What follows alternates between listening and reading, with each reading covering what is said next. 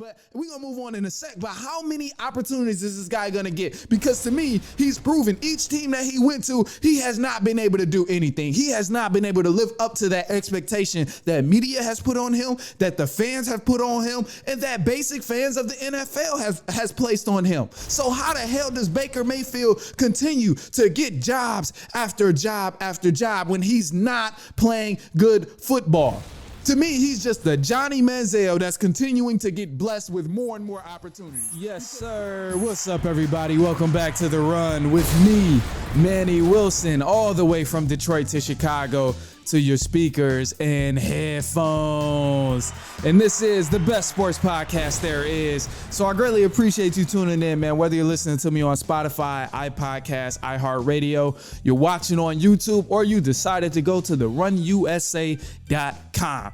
Check it out if you haven't already, but do that. Hey, but look, man, buckle up because we got a great episode today. We got some callers in. We got our week 14 predictions, but I think most importantly, the thing that's been a common talk around here, and really quick before we jump into the callers, is Prime Time Deion Sanders. Prime Time Deion Sanders is being called a Prime Time Sellout. Which is crazy. So if you haven't heard by now, to give a quick rundown, Deion Sanders is the current head coach at Jackson State University, an HBCU, and he's the head coach only up until the remainder of the season because he accepted a job at Colorado University. He's leaving Jackson State to go coach at Colorado University, a Power 5 school. And people did not like that. They said, all right, well, he's leaving the HBCU. He's a black man. He shouldn't be doing that. He should stay here, continue to do what he's been doing, and help us elevate. That's the argument I'm seeing. That's really what I'm seeing here. But I understand that. But people calling him a sellout, and I disagree. And let me tell you why. I could be wrong. So hear me out. I don't think Deion Sanders can be a sellout at all because truthfully, we knew he was going to Jackson State to fulfill his purpose. He wanted to bring attention to Jackson State University. He wanted to bring attention to HBCUs and the experience. But above all of that, he mentioned that if any Power 5 interest came his way, he would definitely entertain it.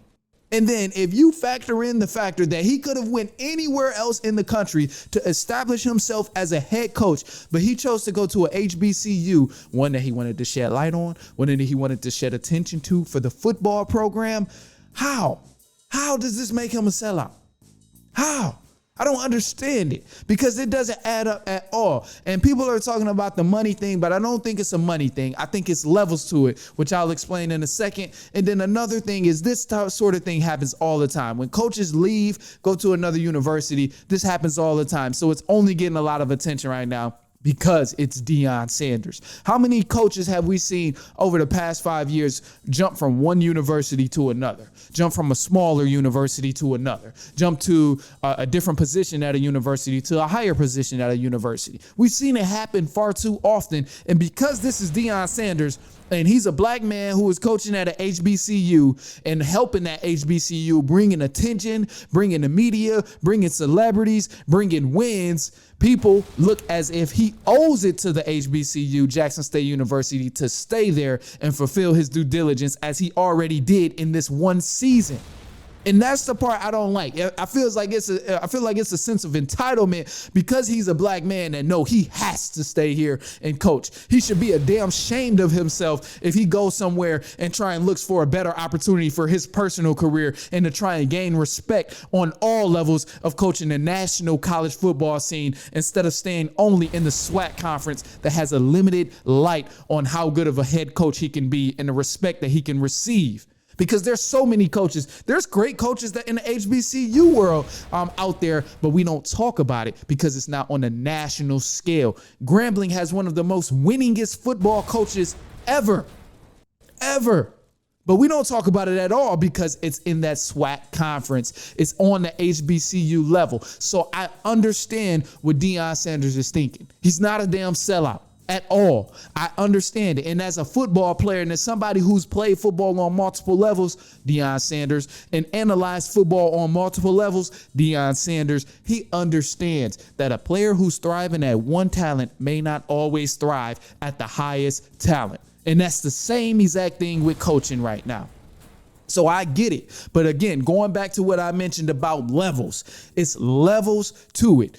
He could never, ever, ever be compared to Nick Saban if he dominates only in the SWAC conference, because he clearly has an advantage at Jackson State University. He had celebrities there. He had the media. He was able to bring in 5-star recruits who are possibly going to be NFL prospects. But when you look at the competition that he's playing on a week-to-week basis, the Gramblings, the Alabama State, TSU, FAMU, those guys don't have that same privilege of having a Deion Sanders to bring in 5-star recruits easily or have multiple NFL prospects on their team. They don't have that.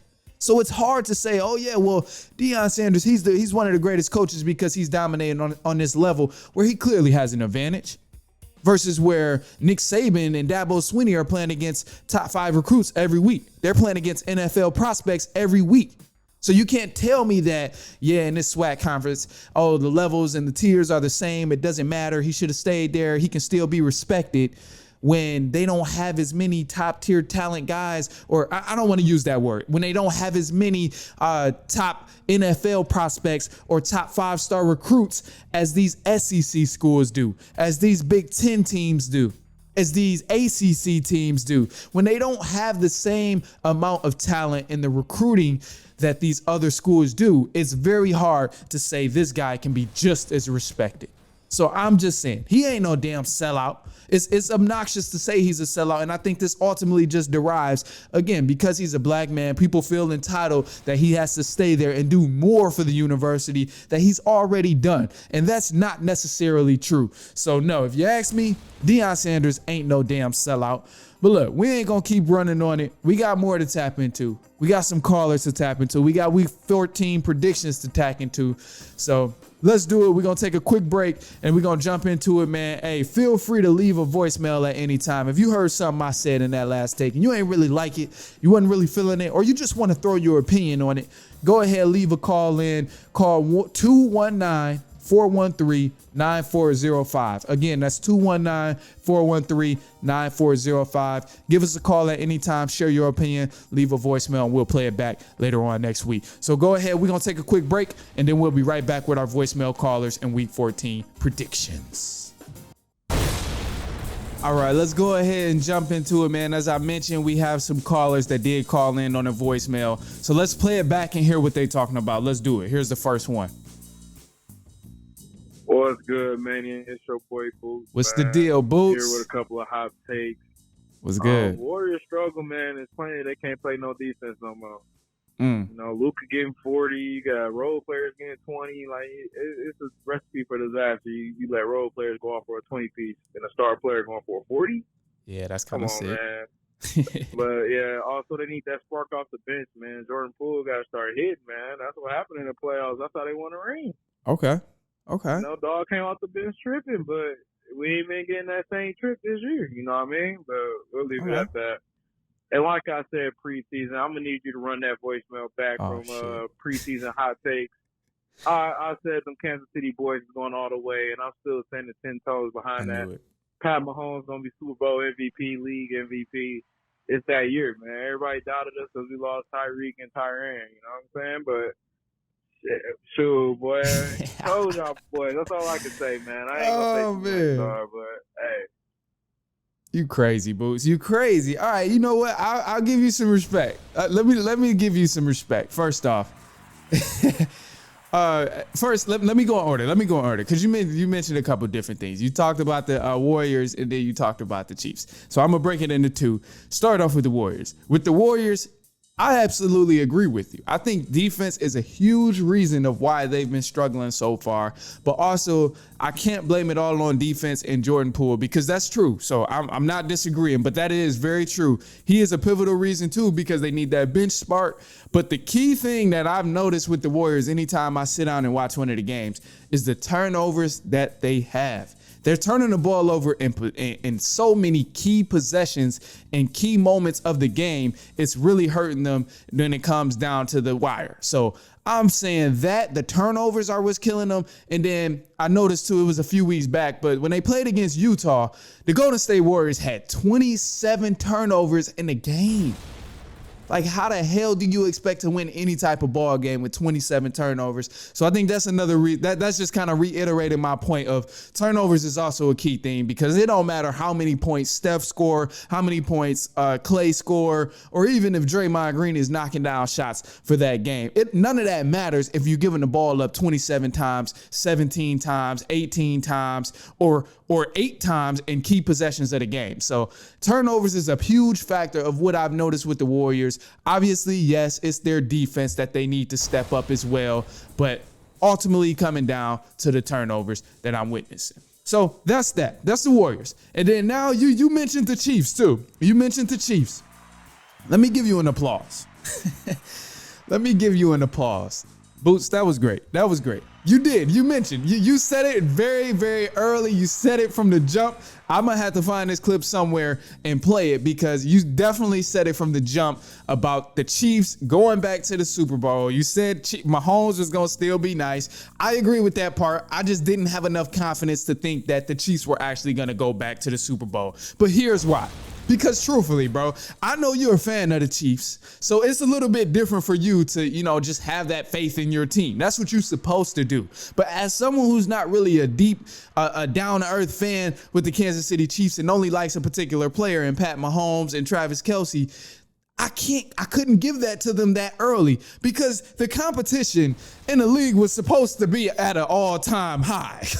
Like, bro, who expected this from the Broncos? Who expected the Raiders to be trash like they are? Who expected the Chargers to be trash like they are? Nobody's seen this type of thing coming. So I can't even be mad at myself for being wrong for saying, nah, the Chiefs aren't going back to the Super Bowl, when clearly at this point in the season, they look like one of the best in the NFL. They look like they are 100% going to the Super Bowl because of Patty Mahomes, Travis Kelce, and the head coach. So I agree with you, but Boots, I applaud you, but I can't give you a full applaud saying you predicted it. You knew exactly what was going to happen. You're the guru, because you're a fan of the Chiefs.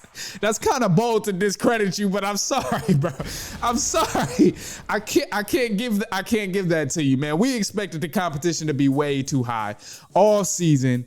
But there's so many trash teams and so many teams that had this high standard and high expectation, but let us down big time. So it's tough. It's tough. I can't give you that. But all right, let's move on, because we got one more voicemail we got to jump into, and let's go ahead and run it back. Here it is. This is Manny Wilson. I just want to call and say this is absolutely the OG. Hold on. This is the OG. This the OG. This is the OG. I'm gonna let him speak, but man, all love. I'm excited to hear. I appreciate you calling in already, man. This pops. This pops. Let's hear it. This is Manny Wilson. I just want to call and say this is absolutely my favorite, and it's absolutely the best sportscast that I've ever heard. I love it. This is what my go-to is for all my sports updates. Thank you, Manny Fresh. Keep it going. He's doing a great job. I love it. I love your energy. I love it. Man. Peace out. Man, that's love, man. You know what? I appreciate that so much, man. I love, first off, I love you too. I love you too, first off, but man, I appreciate that. And I just want to say thank you, thank you for embedding that drive in me. Thank you for, giving me that inspiration of wanting to uphold a high standard and trying to pursue anything that I want to do. So I just want to say thank you. Thank you for being a great father. Thank you for being a great dad. So I appreciate that. And just the support that you've given me over the years and the support you've given me from a young age. So, man, I appreciate that. That's pops, man. You know what? And going off of that, before we get to the predictions, actually, just tell somebody you appreciate them, whoever it is, whether they get on your nerves a lot, it don't even matter, man. Just let them know you really appreciate what they do, the value they bring to your life, the support system that they may give you, even if it's just basic things, or even if it's just something like, hey, you give me a ride to work on occasion. Like, I don't know, you text me, check on me on occasion. Just let them know you appreciate them. And to anybody who does that for me, check on me on occasion, I appreciate that too. All right, look. Let's jump into the Week 14 predictions in the NFL. All right, let's do it, man. We had to switch up the mood just a little bit. But right now, for Thursday Night Football, we got the Las Vegas Raiders taking on the Rams. Now, there's some news within these predictions, so I'm going to give it to you as we go. But for the Rams, they recently signed Baker Mayfield. What the hell? What the hell? So if you haven't heard by now, Baker Mayfield, he was released by the Carolina Panthers, and the Los Angeles Rams decided to pick up Baker Mayfield, the guy who was supposed to be the savior for the Cleveland Browns, the guy who was supposed to be the savior for the Carolina Panthers, the guy who was supposed to be the savior for the Los Angeles Rams. Like, how many opportunities is this guy going to get? Like, damn. He's not good at playing quarterback. Like, I can't fathom that in my mind, and I don't understand it. But we're going to move on in a sec. But how many opportunities is this guy going to get? Because to me, he's proven each team that he went to, he has not been able to do anything. He has not been able to live up to that expectation that media has put on him, that the fans have put on him, and that basic fans of the NFL has placed on him. So how the hell does Baker Mayfield continue to get jobs after job after job when he's not playing good football? To me, he's just the Johnny Manziel that's continuing to get blessed with more and more opportunities. Because tell me he's not. Johnny Manziel had a terrible time in the NFL, and he wasn't really a good quarterback. But people realized that very, very soon, also because his off-the-field actions were rough. Baker Mayfield behaves a little bit better off the field, and because of that, now he's getting all these opportunities as if he's a good quarterback. And that's damn sure not the case. So I don't understand, man. But to get back to predicting the game, here, Baker has a lot of pressure on him to end this 6-game losing streak for the Los Angeles Rams. And I don't think it's going to happen because time and time after again, he hasn't proved anything. He has never lived up to that expectation. He hasn't been able to beat his old teams whenever he play them. He ain't been able to win big games whenever he play them. So why the hell would he win this big game to get them out of a slump against the Raiders? I'm predicting that Baker Mayfield will get dropped again after this season. And this ought to be his last season in playing football, man. Unless we see a tremendous change from the skill set and the understanding of the game of football with Baker Mayfield, we should not be seeing any more of him because right now his skills are very subpar and average when you talk about the quarterback position. And that's just something. It's been way too many quarterbacks we've seen that's better than him continuing to not play. So, and Colin Kaepernick in particular, it's so many other quarterbacks out there as well, outside of Colin Kaepernick that's been playing better than Baker Mayfield. So we're going to leave that alone. Let me move on. But Raiders are going to win this game. When it comes to the Raiders and the Rams, I got the Raiders winning this game. The Raiders are on a 3-game winning streak, and I think they will move on to a 4-game winning streak as they play the Rams tonight in Thursday Night Football. Now the Vikings and the Lions for Sunday Night Football, the Vikings are going to win this game. There's no doubt about it. I think it might be a little bit of battle because it is in Detroit, but ultimately I'm pretty confident in saying the Vikings are going to win this game. You got the Jets and the Bills. The Bills are going to win this ball game. The Browns and the Bengals, let's pause here because the Bengals, they've been rolling. They're on a 4-game winning streak, and they beat the Chiefs are included in that 4-game, and the Titans are included in that 4-game. So it's a little bit of something to be proud of. But what you have to keep in mind here when they're playing against the Browns is that the Browns now have Deshaun Watson back at quarterback. He kind of had a rough start last week in his game. Didn't really shock me at all because, I mean, the man hasn't been playing football at an at-game pace in a long time. So I wasn't really expecting anything fancy from Deshaun Watson coming back in his first week. But now he's coming back against the Bengals, and the Bengals are at home, so I'm picking the Bengals to win this ball game. Browns, Deshaun Watson, he won't be enough. I think he still has to get into that offensive flow and get into a rhythm. Therefore, we're going with the Bengals to win this ball game here. All right, now the Texans and the Cowboys will face off, and I have the Cowboys winning that ball game. The Jaguars and the Titans will play. I have the Titans winning that ball game. The Eagles and the Giants, let's take a pause because I was aggressive on the Eagles. I was very aggressive on the Eagles. I said that they didn't have a tough schedule. I said that they are frauds. Fakeadelphia Eagles is what I mentioned. I still think there's some truth to all of those things that I mentioned in the previous episode. But ultimately, the Eagles are a great football team. And what gives me the respect for the Eagles is that each time the game comes down to the wire and the game is coming to a late game possession, the Eagles always strap their nuts on and they get it together. They always sit big in the paint and they always make things work despite the schedule or the skill level of the team they may be playing. So that gives me my respect for the Philadelphia Eagles, and I ultimately believe they will beat the New York Giants, even though the Giants are at home. So I'm going with the Eagles to win this ball game here. Now you got the Ravens and the Steelers. The Ravens will be playing with no Lamar Jackson, and I don't think that would be too much of a problem for them to get the win either way, even though they are in Pittsburgh. But I have the Ravens winning that ball game without Lamar Jackson. The Chiefs, they'll play the Broncos.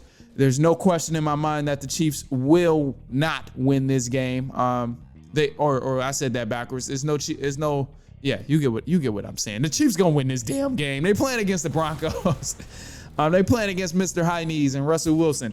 But let's keep going. We only got a few more left, but we're gonna take a quick. No. We only got a few more left, so yeah, we can hang in there. Buccaneers. Yeah, we good. Yeah, we're all good. But the Buccaneers and the 49ers, they're playing that game in San Francisco. Now, TB12, he sealed the game in crunch time last week, but I don't think that's going to propel over to this week here against the 49ers because we know the 49ers, they don't have a quarterback right now because of injuries. They were in talks of also picking up Baker Mayfield, but they didn't do so, which was very smart from my perspective. But I think ultimately the Buccaneers will win this game despite the 49ers not having a quarterback. They're going to make it tough because they still have a top tier defense. They have a top 5 defense. They have an elite defense in this game. So that's gonna help the 49ers. But ultimately, I say they will lose because they're gonna have to score the ball. And I think it's gonna be extremely tough to score the ball knowing that they don't have a quarterback. And it's hard for me to neglect the fact that the head coach of the Buccaneers will not apply that pressure to whatever quarterback is coming in replacement of the starter. So I think the Buccaneers are definitely going to win this ball game here. TB12 is on a mission to get into the playoffs. It's going to happen, but he ain't going to get to the Super Bowl. All right, let's keep it going. The Seahawks and the Panthers, then we got the Dolphins and the Chargers, and then kicking it off last with Monday Night Football. So we only got 3 more. The Panthers and the Seahawks. The Seahawks are definitely going to win this ball game. They've surprised everyone in the NFC. I really think they're going to end up winning their division because we thought all these other teams who had these high expectations was going to do something, but damn it, they haven't done a single thing. The Seahawks have been the best in their division all season, and I'm confident saying that. So Seahawks are going to beat the Panthers for sure at home of the 12th man. The Dolphins and the Chargers. I have the Dolphins winning this ball game. And for Monday Night Football, we have the Patriots and the Arizona Cardinals playing in Arizona. They don't see each other too often, but I'm comfortable going with the New England Patriots to win this ball game here because I think the Patriots will steal it on the road. And from that perspective, that is all we have for you today, man. I appreciate you hanging out with me. I appreciate you kicking it with me, listening. Again, share this with a cousin, a brother, an uncle, an aunt, a coworker, a person, your neighbor, a person you park next to, someone you see randomly. Just tell somebody randomly, hey, listen to the Run Podcast. Again, feel free to call in at any time if you heard a sports take that I said, or you heard somewhere I was wrong, you heard somewhere I was right. Feel free to let us know, or just let us know you listen to the show. Call in at 219-413-9405. I appreciate you. We will be back later on next week, and so on and so on and so on.